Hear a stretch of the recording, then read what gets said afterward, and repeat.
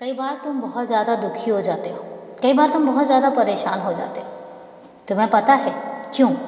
तो आज मैं तुम्हें तुम्हारे दुख का और कई बार तुम्हारे परेशान हो जाने का कारण बताता हूँ। तुम्हारे दुख और तुम्हारी परेशानी का कारण अगर कुछ बनता है तो वो है उम्मीद। तुम उम्मीद लगा देते हो, तुम उम्मीद बहुत लगाते हो और इतनी लगाते हो कि कई बार उस उम्मीद पर जब कोई खरा नहीं उतर पाता तो तुम्हारे मन में एक ठेस पहुंचती है और उसके बाद तुम्हारे व्यवहार में परिवर्तन आने लग जाता है। कितनी आसानी से तुम किसी से उम्मीद लगा लेते हो, जबकि मैं तुमसे कहता हूँ किसी से भी उम्मीद मत करो, कोई उम्मीद मत करो। और जब वह टूट जाती है तो फिर तुम बहुत दुखी हो जाते हो और टूटते भी हो। तुम्हारे व्यवहार में वो टूटना झलकने लग जाता है। पहली बात, किसी भी रिश्ते में उम्मीद क्यों? ज़रूरी नहीं है ना कि तुम जिससे दूसरों का काम करते हो, जितनी शिद्दत से तुम दूसरों के कामों को करते हो, उतनी ही शिद्दत से कोई तुम्हारा भी काम करे।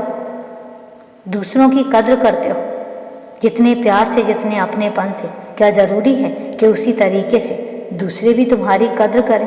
और कद्र करवाने की उम्मीद में तुम किसी की कद्र क्यों करोगे? मुझे पता है कि मैं बहुत ही कड़े शब्दों में तुमसे बोल रहा हूँ, लेकिन सच यही है कि जब तुम उम्मीद नहीं लगाना चाहते हो तो फिर उम्मीद क्यों लग जाती है? मुझे पता है कि तुम ऐसे नहीं हो, मुझे पता है कि तुम उनमें से नहीं हो कि तुम बदले की भावना से कोई काम करते हो, मैं जानता हूँ। लेकिन उसके बावजूद भी तुम उन लोगों से उम्मीद क्यों लगाते हो जहाँ तुम्हें खुद पता होता है कि यहाँ से तुम्हारी उम्मीद पूरी नहीं होने वाली है।